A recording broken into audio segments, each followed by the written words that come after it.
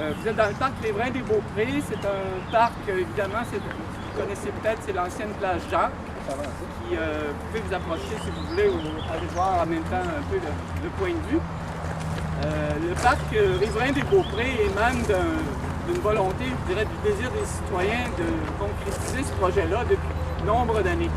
On en entend parler peut-être officiellement depuis 8-10 ans, mais en réalité, il y a des gens qui travaillent sur ce projet-là, des projets de parc riverain pour les municipalités de la côte depuis une vingtaine d'années, facilement.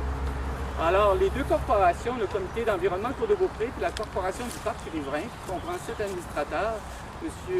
Serge Réau-Métissier, il y a Raymond Letarte et Mme Josette Lacourcière, Mme Réjeanne Beauchemin, puis est-ce que j'en oublie? Céline Caron. Mme Céline Caron fait partie des deux comités, elle est aussi vice-présidente du comité d'environnement Cours de Beaupré. En gros, là, pour résumer le communiqué de presse, parce que vous allez le lire, c'est peut-être surtout par le fait que le ministère des Transports, M. Yves Bédard est ici, puis va peut-être dire quelques mots après. Le ministère des Transports, au fond, a fait des inventaires, il y en avait eu avant, mais a fait des inventaires fauniques et floristiques de l'espace ici, et il y avait un potentiel très intéressant avec l'étang, le marais qui est à l'entrée. Puis comme le boulevard qui a été élargi empiétait sur des milieux humides, il y a eu un projet de compensation et le parc a été acheté par le ministère des Transports. Ce qui a résolu en partie le problème parce que le comité, la corporation voulait acheter ou trouver un moyen d'acheter le parc, le terrain, mais on n'avait pas les moyens, on peut dire. Alors, depuis ce temps-là, il y a eu des aménagements de fait, des buttes anti-bruit qui couvrent une partie de notre fameuse circulation. Et puis, le projet est un peu en suspens. Là. La vérité, c'est ça. Le projet, on aimerait bien qu'il se réalise, qu'il se concrétise, mais il y a des pourparlers entre la municipalité et le ministère des Transports. Puis, bon, on trouve que ça fait 2 ans, là, puis ça n'aboutit pas. Alors, nous, on a demandé, les deux corporations, on a écrit au ministère, puis on a demandé la permission d'ouvrir le parc. Alors, c'est ce qu'on fait aujourd'hui. On fera la cérémonie de la coupure du beau ruban.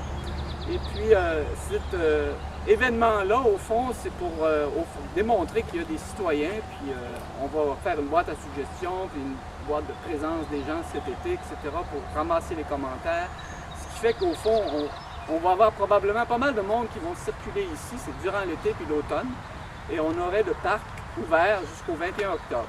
Donc d'ici là, ça nous donne le temps de s'organiser, puis ça donne aussi le temps aux élus. On a M. Dorion, pardon, qui est conseiller à Château-Richer, qui est ici. Alors, puis on va parler des élus politiques tout de suite après. Excusez-moi, monsieur. Et puis, donc, l'idée, au fond, c'est d'inciter à une réflexion puis à une décision des instances politiques. Le parc, dans la description du communiqué, à force d'y réfléchir, puis je suis en contact avec Yves Gagnon, qui est le président de la corporation, là. Il est à Course-Abscal, il ne peut pas être là aujourd'hui, mais j'ai quand même discuté avec lui des demandes qu'on fait. On demande au gouvernement du Québec qui cède le parc, comme c'était prévu, aux instances municipales. Probablement que, quand on parle d'instances municipales, ça serait au niveau régional. En tout cas, c'est ce qui semble se tramer. Puis que les représentants municipaux, là, de l'AMRC, qui nous ont fait une lettre d'appui il y a 2 semaines, pour ce parc-là en disant « oui, allez-y, on va en parler au CLD, on va faire quelque chose pour que ça bouge », mais qui se réunissent puis qui adoptent une résolution en disant « oui, on veut ce parc régional-là, puis on va s'organiser pour qu'il y ait une bonne gestion puis qu'il fonctionne ».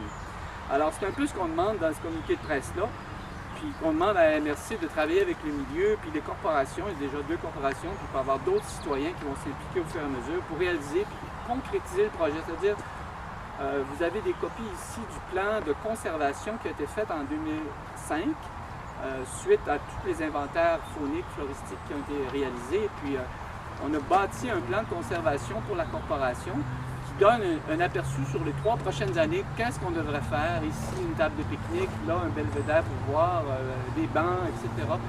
Tous les aménagements prévus avec des budgets année par année. Qui sont les partenaires, qui pourraient être de nouveaux partenaires, etc. Donc le projet peut se réaliser, et puis les citoyens le veulent. Je pense qu'on est rendu à la décision politique, et le but aujourd'hui, même s'il n'y a pas plein de journalistes qui aujourd'hui s'occupent de Rabaska à Québec, ils ne sont pas là, mais on va quand même cet après-midi leur envoyer les communiqués de presse puis faire des entrevues avec eux. Alors, je vous signale aussi qu'hier, on a eu une entrevue avec Céline Caron et Raymond et une visite guidée du parc qui va passer sur la télévision d'ici durant toute la semaine prochaine, chaque jour. C'est une espèce de nouvelles régulières chaque jour. Donc, il y aura un 15 minutes sur le parc qui va montrer visuellement le ponceau, la vue sur le fleuve, etc. Alors, je m'arrête là-dessus parce que ça pourrait m'allonger pour rien. Je vais prendre l'ordre du jour de secondes. Oui, c'est ça. On va vous passer la parole des personnes qui aimeraient parler à la suite de moi. Là. Je ne vais pas être le seul à parler. Alors, Céline Caron a peut-être un petit mot à dire. Tu as écrit un très beau mot à l'endos de notre... J'ai osé l'imprimer sans ta permission. Tu l'avais fait. Ça, c'est pour dire au revoir. T'approcher un petit peu. Là. Alors, Céline est une pionnière de l'environnement, pour celles qui ne la connaissent pas. Là. Bonjour, Charles.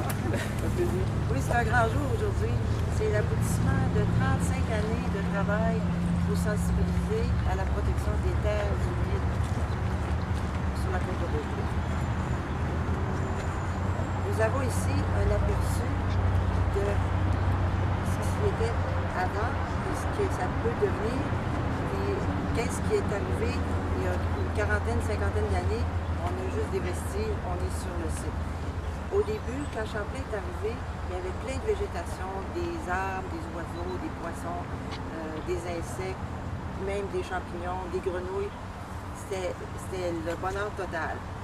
Puis, les Européens sont arrivés, ils ont commencé à occuper les berges, puis jusqu'à ce qu'il y ait une plage qui se soit développée, la plage Jacques, puis ça a été fait uniquement pour les individus, sans considérer les autres êtres vivants. Mais là, avec la création du parc, on a la possibilité de voir comment la nature est forte, qu'elle se régénère. Moi, je connais le parc depuis longtemps, puis ça m'émerveille de voir comment la végétation reprend le contrôle, comment la nature reprend son droit. Alors, nous aurons l'occasion, avec la création de ce parc, de voir si les humains peuvent cohabiter avec la nature. C'est à nous autres de faire des efforts pour venir dans le parc, l'observer, regarder, puis s'imprégner des lieux, ne pas toucher, ne pas déranger, juste surveiller l'évolution de la nature par elle-même. Alors, je vous invite à circuler dans le parc, à le découvrir, puis à le connaître. On aime ce qu'on connaît, on protège ce qu'on connaît. Alors, ce qu'on aime aussi. On aime ce qu'on connaît, puis on protège ce qu'on aime. Alors, si vous avez vous aimez le parc, vous connaissez-le, puis protégez-le. Parlez-en. Oui, c'est ça. Bienvenue, puis bonne visite. Merci. Alors, on a eu beaucoup d'aide pour préparer cet événement-là, malgré que ça s'est fait un peu à la bonne franquette. Il y a Josette Lacourcière et M. Réaume. Là, vous pouvez tous les deux parler. C'est à votre goût. Josette, elle a peux dire un petit mot. pas mal impliqué au niveau des... Peux-tu avancer un petit peu? Ah oui, oui. Moi, je me sens un petit peu gênée parce que ça fait pas longtemps que je suis de Château-Richer. Ça fait seulement 6 ans. Maintenant, dès que j'ai connu, par exemple, l'existence de ce parc-là, dans les tout débuts, ici, et j'ai trouvé ça merveilleux. J'ai dit, mon Dieu, c'est donc bien beau. J'amenais plein de monde. Et puis, après ça, on m'a dit, bien, c'est une corporation qui veut défendre la nature. J'ai dit, ça y est, j'embarque. J'ai lâché Art et Reflet pour faire partie de ce regroupement-là. Je suis contente aujourd'hui de voir qu'on va peut-être laisser quelque chose à nos enfants. Peut-être un des joyaux, un morceau du fleuve. Parce qu'il n'y en a pas beaucoup. C'est tous des propriétaires privés aujourd'hui. Ce sont des commerçants de véhicules automobiles. Puis quand on s'en va sur la route à Rimouski, qu'est-ce qu'on voit? C'est le fleuve, c'est les berges, c'est l'eau. Alors ici, on voit l'eau. C'est une des rares places. Alors prenons-en soin. La nature est là. Je trouve ça tellement beau d'entendre les chants des oiseaux. Des fois, ils nous dépassent un petit peu. Là. Puis, ils chantonnent, alors ils répondent, vous voyez. Alors ça, je pense que ça fait du bien des fois à vivre. C'est un lieu un peu méditatif, un peu ressourçant. Et puis j'espère qu'on va léguer ce petit morceau du fleuve-là à nos enfants. Sarah-Estelle Lacourcière, biologiste de Trois-Rivières, aurait voulu être ici. C'est une preux défenseuse. Preux, ça se dit-tu pour une femme? Parce qu'on dit un preux chevalier, mais en tout cas, c'est une défenseur de la nature. Elle a défendu la rivière Rupert, elle a défendu beaucoup de sites naturels. Elle voulait être ici aujourd'hui à cause des déplacements d'horaire, elle n'a pas pu, hélas, mais elle est avec nous et elle va défendre ce site. Elle vous le promet. Alors, je suis son porte-parole aujourd'hui. Bienvenue.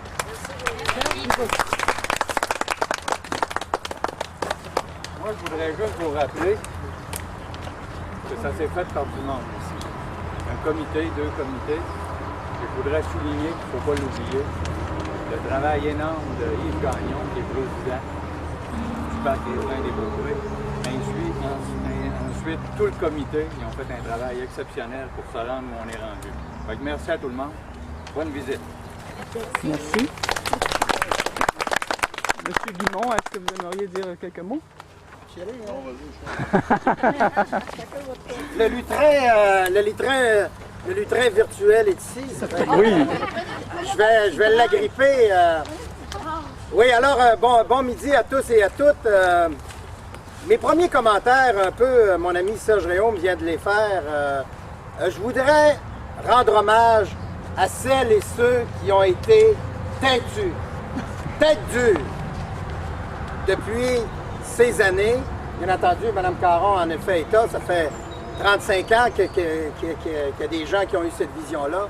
Et aujourd'hui, comme M. Legault l'a mentionné, on n'a pas encore atteint parce qu'il reste des étapes. C'est une conférence de presse. On va couper le ruban, mais c'est une conférence de presse de pression qu'on veut mettre. Il ne faudrait pas que le monsieur du ministère des Transports prenne ça personnel. Mais c'est qu'il y a des gens qui ont cru. Quand tout sera concrétisé, je pense qu'on aura une deuxième raison de festoyer. Mais c'est formidable d'y avoir cru à travers ces années. Et là, étant moi-même un résident de Bois-Châtel, puis vous savez, je suis député depuis 1993, et j'ai vu le nouveau, comme vous autres d'ailleurs, le nouveau boulevard Sainte-Anne sécuritaire maintenant. Hein, je pense pas qu'il y a eu de face-à-face depuis qu'on a fait cette artère-là, mais il faudrait se rappeler, d'autant plus que mon comté maintenant va jusqu'au-delà de Forestville, c'est l'entrée de la Côte-Nord. Et des percées visuelles sur la côte de Beaupré, il en reste pas beaucoup. Puis je suis persuadé que mon collègue nouveau député à l'Assemblée nationale va travailler fort pour mettre des pressions sur le ministère des Transports, d'autant plus qu'ils sont sur la sellette là, maintenant, le ministère des Transports.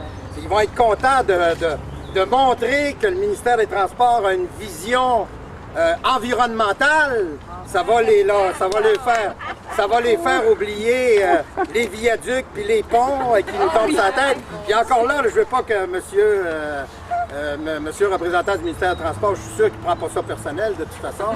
Mais la conférence de presse d'aujourd'hui tombe à point et je pense que le dossier, il faudra le faire cheminer à Mme Boulet, la ministre des Transports. Mais la côte de Beaupré a besoin de ce parc. C'est une condition sine qua non pour redonner le fleuve aux citoyens et aux citoyennes de la côte de Beaupré. Puis moi, comme député fédéral, si vous avez besoin de mes appuis, si vous avez besoin d'appui, si vous avez besoin de démarches, c'est sûr que je n'ai pas l'oreille de Mme Boulet, là, je ne la connais pas personnellement, mais si vous voulez que je joigne ma voix au vôtre, prenez pour acquis que je serai toujours là. Merci beaucoup. Merci. C'est une question. On ne pensait pas répondre aux questions. Je me demandais si on avait des besoins, tu n'as pas parlé d'argent. Des besoins, on a réglé, j'ai organisé une rencontre dernièrement avec le ministre de l'Environnement, M. Baird, avec le groupe du Cap Tourmente, on a eu des bonnes nouvelles. Ça fait que si le fédéral, d'abord, vous savez que, là je ne suis pas venu vous faire un discours politique, mais vous savez que l'argent est au fédéral, puis les besoins sont dans les provinces. Donc,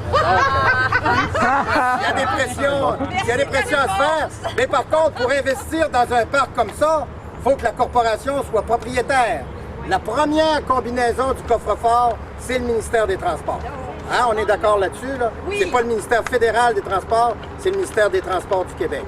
Mais si vous avez besoin de l'aide d'appui pour cette première étape, puis pour l'avenir, ben, vous viendrez me voir, vous me direz ce que vous attendez de moi. Merci. Merci. Merci. Benoît. Dimanche, je pense que c'est la première fois que je vous entends faire un discours aussi long. Habituellement, vous êtes bref. J'ai commencé en disant, j'ai pas commencé en disant je serai bref. Ouais, c'est bon. Pouvez-vous vous placer un petit peu plus ouais, là? effectivement, Pour c'est que là, vous- les feuilles du saut. C'est un saut, on a dit? Non. Un saut fragile. Exact.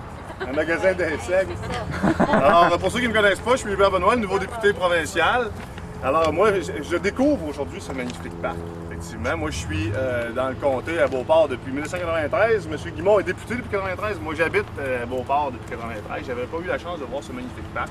Et effectivement, quand on longe le boulevard Sainte-Anne, il n'y a pas beaucoup de vues sur le magnifique fleuve. Redonner le fleuve à la population, c'est important. Moi-même, je suis une personne qui aime bien aller sur le fleuve, qui est un amateur de voile. Et puis, à mon grand dame, cette année, la baie de Beauport est fermée, alors je ne peux pas aller faire de voilier. Vous pourrez accoster, monsieur. Ici, bien, effectivement, c'est une plage que je ne connaissais pas, qui est très On belle. va vous le faire visiter tantôt. Ben, ça va me faire plaisir, vous êtes très gentil.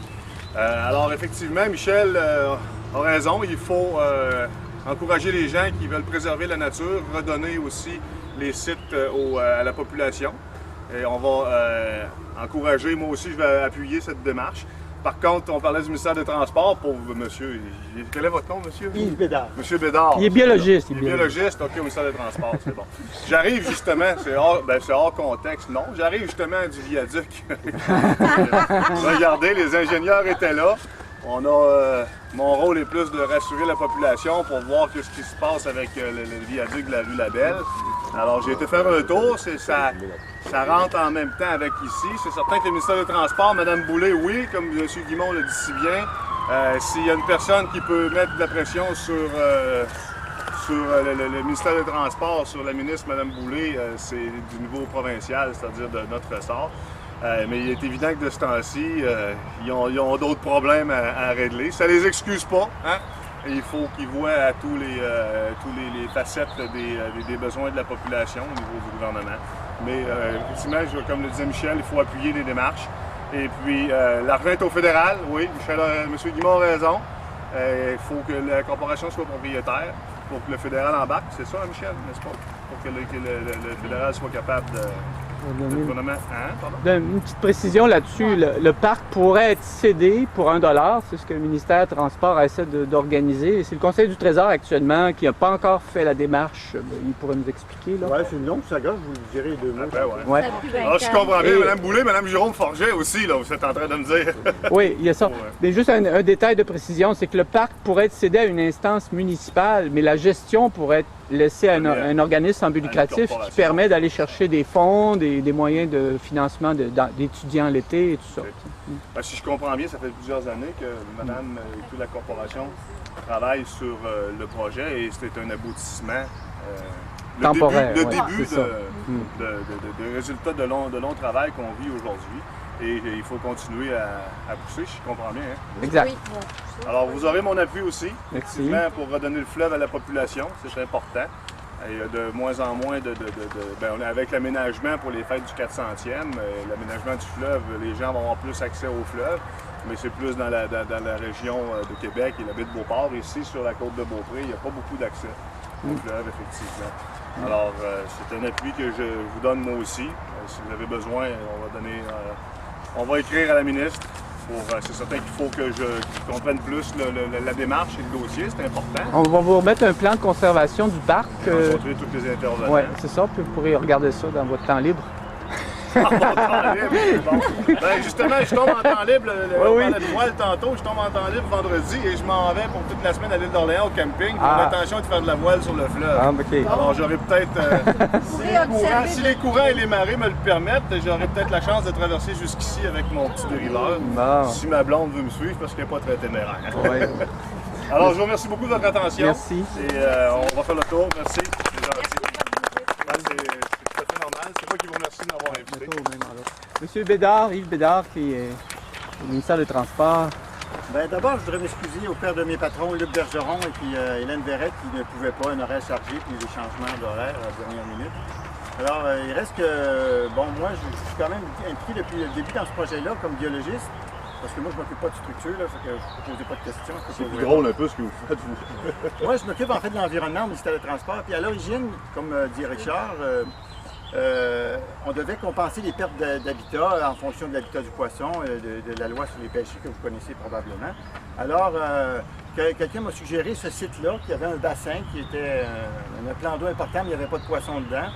Ça pourrait être aménagé pour les poissons. C'est un biologiste qui se nomme Daniel Banville, puis il y avait une corporation en plus qui était intéressée éventuellement à développer le site. Fait que nous, quand j'ai dit ça à mes patrons, le lendemain, le site était acheté. Et puis là, nous autres, la journée qu'on l'a acheté, l'objectif premier, c'était un jour de le redonner à une corporation, à une municipalité, à une MRC, parce que notre vocation n'est pas la conservation.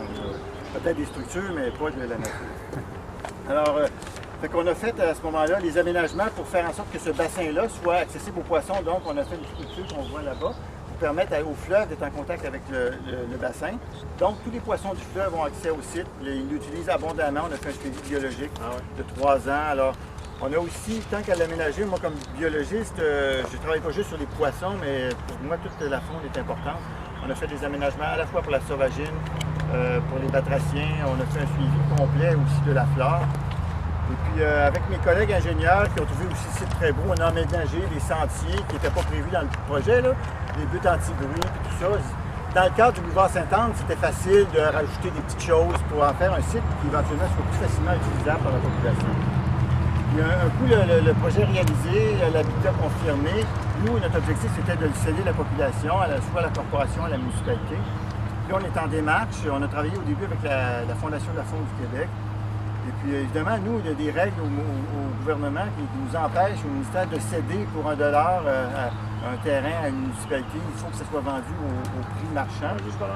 Alors, on peut le faire, mais en ayant une dérogation du Conseil du Trésor. Alors, c'est la démarche qui est actuellement en cours. Et puis bon, avec la municipalité aussi qui pourrait l'acquérir, mais encore là, ça ne coulait pas de source non plus. La municipalité avait des réticences sur certains aspects. Alors, nous, tout ce qu'on veut, évidemment, c'est de donner à une corporation. On a plusieurs personnes qui pourraient éventuellement, ou organismes, qui pourraient l'accueillir. Mais croyez pas qu'on veut le garder pour nous autres. Nous, notre objectif, c'est de le rendre à la population. Et puis l'initiative de Richard là-dessus est vraiment une bonne idée. Il m'a appelé à un moment donné, on pourrait-tu l'emprunter pour un été, c'est certain, on peut faire une genre de permission, puis utilisez-le, puis déjà les gens vont se l'approprier. Alors là-dessus, je pense que Richard a fait un bon move. Là. Et puis je vais en profiter pour saluer toute la corporation, les 2 corporations qui travaillent là-dessus. Je sais ce que c'est la conservation. J'en suis issu aussi depuis des années. C'est beaucoup de travail et de patience. Là. Mais je pense qu'ici, vous avez un point de départ pour un projet peut-être plus vaste que ça, parce que de part et d'autre, il y a des habitats de très grande qualité qui ont été conservés dans le temps et puis il vaudra la peine d'être mis en valeur, peut-être dans un parc d'envergure plus régionale sur la Grotte de Beaupré. Je pense qu'il y a un potentiel énorme. Je lance l'idée aux gens. Oui, quand on voit la grosseur des arbres, là, c'est magnifique. Magnifique. Alors moi, je connais bien ici. Pendant la visite, si vous avez des questions sur la biologie, l'écologie, les poissons, je peux vous répondre à ça, il n'y a pas de problème. Alors, c'est tout. La première, Merci. première question, moi, est-ce que les gens de Château-Richer, parce que je vois qu'il y a une corporation, mais est-ce que les gens de Château-Richer, la population connaissent l'endroit? Est-ce qu'il est fréquenté par la population? Non. Les frères maristes, moi je viens ici depuis 6 ans comme promeneuse, j'amène mes amis, je le fais connaître à de plus en plus de gens, puis il y a des gens qui disent « Ah ben on peut s'impliquer ». Donc j'ai ma voisine qui n'est pas là ce matin parce qu'elle travaille à la CEPAC. Elle veut entrer sur le conseil d'administration, une jeune personne. On a même Nicolas, le fils qui a 18 ans, qui dit, moi, il s'est impliqué, il a scié les lettres. Donc, vous savez, là, même les jeunes, c'est beau ici. Là. Ouais, je pense que si vous voulez que le ministère des Transports le cède, si l'objectif c'est de le revitaliser, il faut vraiment le faire connaître à la population. Oui, je pense que le mandat d'ailleurs, je vois que Mme Grenier de l'autre voie est là. Je pense qu'on peut se servir de la collaboration des médias pour faire connaître la place. Plus il va y avoir de gens qui vont venir, plus on va avoir, la corporation, on va avoir de poids pour faire avancer le dossier. Et puis, c'est pour ça qu'on l'ouvre d'ailleurs. Oui, bien effectivement. Une façon de le faire C'est connaître. le but de l'opération d'aujourd'hui. C'est interdit dans les dernières années. C'était interdit Ben là, interdit pour les véhicules du moins, mais normalement, c'était pas ouvert officiellement. parce qu'il doit y avoir moyen aussi de faire une interprétation, parce que vous me dites, vous avez parlé de champignons. Moi, je suis un mycologue amateur. On a trouvé sur le site des plantes, des espèces rares, il y a même des oiseaux rares sur la liste des espèces menacées qui ont été identifiées sur le site. Oui. C'est un endroit très riche au niveau biologique. Oui, puis le fait que l'accès des poissons puisse venir, le fleuve est de plus en plus poissonneux et de plus en plus propre. Si on est capable d'amener plus de faune, de végétation qui vient du fleuve, parce que je fais de la voile, mais je suis aussi un pêcheur, et puis c'est surprenant ce qu'on peut voir comme poisson dans le fleuve. Pouponnière pour les poissons. Oui, c'est plus les alevins. Les alevins vont croître. Il y a Ouais. aussi des nourritures. répertorié combien d'espèces À peu près 25 espèces de poissons qui fréquentent. C'est essentiellement les mêmes qui fréquentent le bras nord de l'île d'Orléans. On n'a pas eu dans le bassin le bras rayé, mais les rayons sont lancés. Oui, bien, l'île est encore protégée. Je sais qu'il y a un peu de pêche qui se fait dans le coin du fleuve. Au bord rayé, ça a été permis dans le coin des ponts, le bord rayé, mais ici, la pêche est encore interdite. Parce que le bassin est en contact 15% du temps avec le fleuve dans les grandes mers. OK. On a fait un calcul pour le Pendant les grandes marées seulement? Oui, les marées hautes de niveau. OK, de printemps et d'automne. Chaque mois. Là. Chaque mois, OK, la grande marée mensuelle. C'est ça. Sinon, le bassin est en recul. C'est autonome, c'est ça. Là, il n'y a pas de poisson dessous dedans. C'est plein. C'est plein présentement. Il faut aller voir, puis il faut aller voir partout. Ah ouais? C'est beaucoup les alevins. Les alevins, oui. C'est un endroit riche, chaud, productif. Alors les alevins vont se nourrir. Il y a souvent des prédateurs qui rentrent aussi. Les sturgeons, c'est-tu en dessous? C'est sturgeon noir, là. Là, je n'ai pas la liste par cœur, mais on a des biologistes qu'on a engagés pour faire le suivi pendant 3 ans. On a fait de la pêche expérimentale là-dedans. On a tout le détail, puis tous les documents seront remis à la corporation. La flore a été répertoriée aussi, les arbres, les différentes essences. Les batraciens, les oiseaux. Au niveau des champignons. Ça, Y a-tu des chanterelles? Ça, Est-ce qu'on a le droit de les cueillir? Ah, c'est une 4 fourchettes, celle-là. Ce qu'il faut penser, c'est qu'il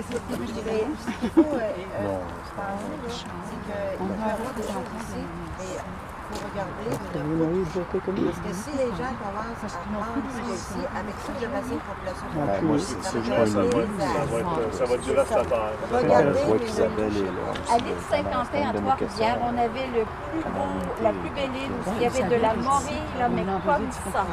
Alors maintenant, il n'y en a plus de morille. C'est rare, la morille. On a réussi à en trouver une petite comme ça lors d'une cueillette avec un mycologue. Là. Puis, mais c'était tout ce qu'il y avait. Il y avait plus. Et pourquoi c'est arrivé? C'est parce que le terrain était piété. C'est ça. Le sol fertile, c'est précieux.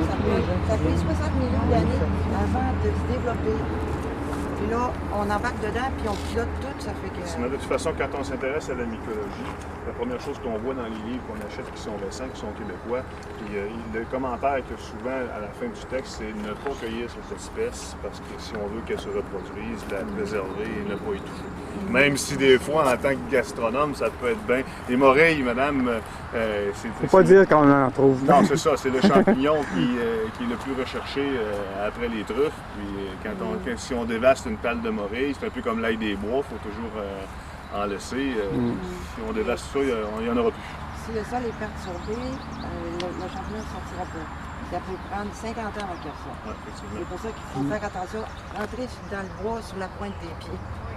Alors ici, donc ici, ça sera comme finalement un laboratoire pour regarder. Oui, laboratoire, c'est pouponnière. Pouponnière, c'est bon. Monsieur Stenier, vous avez quelque chose à dire? Ah, puis Là aussi, madame poser aussi. une question. Je suis des amis de la vallée du Saint-Laurent et on m'a demandé d'embarquer dans le sentier maritime du Saint-Laurent, la route bleue Québec-Chaudière-Appalaches, donc un sentier maritime pour kayak qui est en train de se mettre en place entre Leclercville, Grondines et Cap-Tourmente, Saint-Vallier. Et je me demandais, est-ce que le site ici pourrait se prêter à un accostage léger, respectueux de la nature? L'entente est signée. C'est un des points. Oui, c'était mis dans l'entente. On a signé le protocole d'entente, comme quoi les kayaks peuvent accoster ici. Oui. C'est une bonne question. On a 60 sites comme ça, moi je m'en occupe pas directement, alors ça m'était sorti. Ils sont bienvenus. Alors, si les kayaks peuvent accoster, les petits dériveurs peuvent accoster aussi. Le petit dériveur, sûrement. Ouais, mais quand je parle de voile, lui, c'est un gars qui fait de la grosse voile. Moi, je fais de la petite voile. Ici, la grosse voile n'est pas épais d'eau, hein? Non, toi, tu te rends pas. En fait, les éléments qui, Moi, je me rends pas dans la grosse les éléments qui vont être interdits, ça va être tout véhicule moteur ici. D'ailleurs, il y a une barrière et elle ne sera pas ouverte. Là. Il n'y a pas de permission pour entrer ici en véhicule moteur pour descendre un bateau. Pas du tout. Par contre, tout ce qui est piéton, Un véhicule moteur sur l'eau. non plus. On ne veut pas avoir de... Ah, mais il n'y aura pas de place pour la mise à l'eau aussi. Là. Non, non, non, non, c'est pas le but. Ouais, ouais. Ah non, c'est ça. Les commandites, la route bleue, On a aussi... La randonnée du gouverneur, on va donner ça. On a une Ça a dû être commandité par... C'est 1,5 million, ça. Oui. Pas du logo. Ça en est un exemple.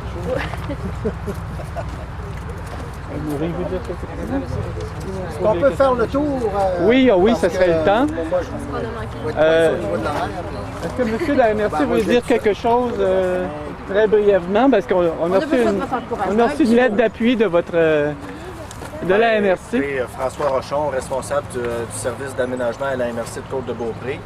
Je félicite grandement tous les efforts des personnes qui ont depuis 35 ans, je crois, travaillé pour la mise en valeur puis l'ouverture de ce parc-là, même si on peut dire que c'est une ouverture non officielle. Bravo à tous et à toutes.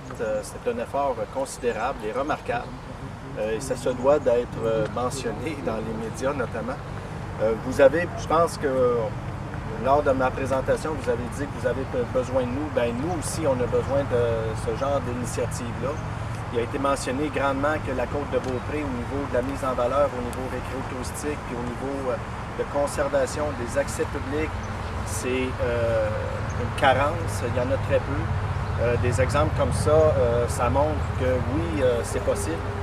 Et j'ai bien aimé l'allocution de M. Bédard qui mentionne que d'autres secteurs aussi recèlent autant de potentiel, sinon plus. Donc, ça pourrait faire partie d'un parc. Ici, on peut dire que c'est un parc, mais ça pourrait faire partie d'un réseau plus vaste de parcs qui pourrait être le long du fleuve. Puis il pourrait avoir de très bonnes retombées, je crois, à cette échelle-là. Bravo à tous et à toutes. Merci beaucoup. Merci.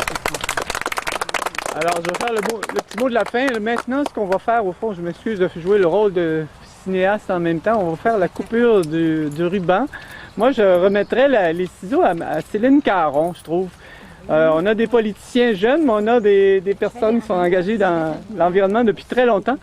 Alors, si Céline veut venir... J'ai jamais fait ça, ouais.